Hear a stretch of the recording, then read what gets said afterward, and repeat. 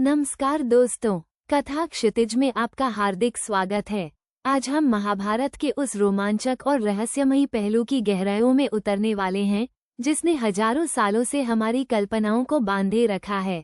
हम बात करेंगे उन दिव्यास्त्रों की जो सिर्फ हथियार नहीं थे बल्कि देवी देवताओं का स्वयं वरदान थे, जिनकी शक्ति अकल्पनीय थी और जिनके उपयोग से युद्ध का पूरा पासा पलट जाता था। कल्पना कीजिए, एक ऐसा अस्त्र जो पलक झपकते ही पूरी सृष्टि को राख में बदल सकता है, या एक ऐसा बाण जो हवा, पानी, अग्नि जैसे तत्वों को अपनी आज्ञा पर चला सकता है। महाभारत काल के ये दिव्यास्त्र केवल धातु और अग्नि से नहीं बने थे, बल्कि इनमें मंत्रों की शक्ति, तपस्या का फल और देवताओं का अंश समाहित था।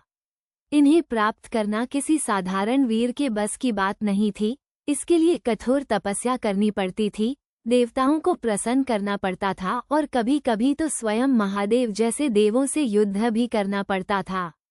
इनमें सबसे पहले बात करते हैं ब्रह्मास्त्र की।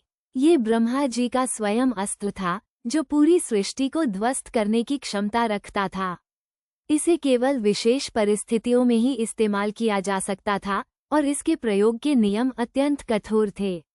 इसे कभी किसी निहत्थे, सोए हुए व्यक्ति या गर्भवती महिला पर नहीं चलाया जा सकता था।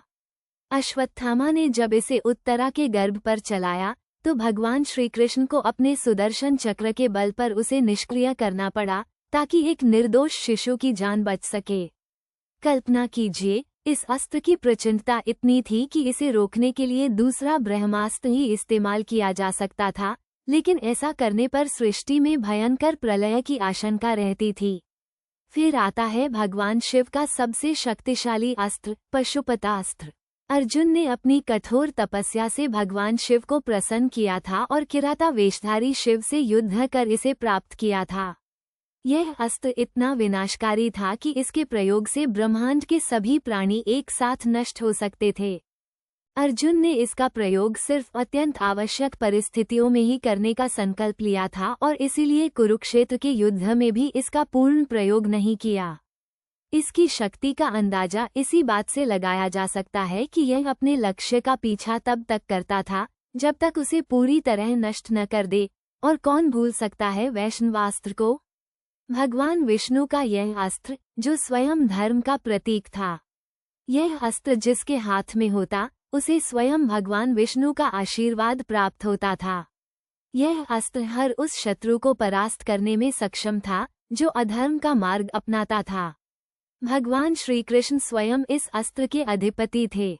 इसके अलावा इंद्रास्त्र, वारुणास्त्र, आग्नेयास्त्र जैसे अनेक दिव्यास्त्र थे जो क्रमशः इंद्र, वरुण और अग्निदेव से प्राप्त होते थे और अपने नाम के अनुसार तत्वों को नियंत्रित कर युद्ध का रुख मोड़ देते थे।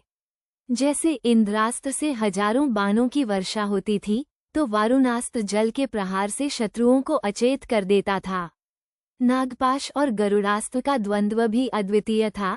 जहां नागपाश सर्पों से बांधता था, वहीं गरुड़ास्त्र उन सर्पों को खा जाता था। इन दिव्यास्त्रों की कहानियां हमें सिर्फ उनकी शक्ति का ही नहीं बताती, बल्कि उन परोपकारी नायकों की नैतिकता और जिम्मेदारी का भी बोध कराती हैं जिन्होंने इन्हें धारण किया। इन अस्त्रों को प्राप्त करना जितना कठिन था, इनका सदुपयोग करना उससे भी ज्यादा महत्वपूर्ण था। महाभारत के ये दिव्यास्त्र सिर्फ कल्पना की उड़ान नहीं, बल्कि हमारी संस्कृति के उस गौरवशाली अतीत का हिस्सा हैं, जो हमें सिखाता है कि महान शक्ति के साथ महान उत्तरदायित्व भी आता है।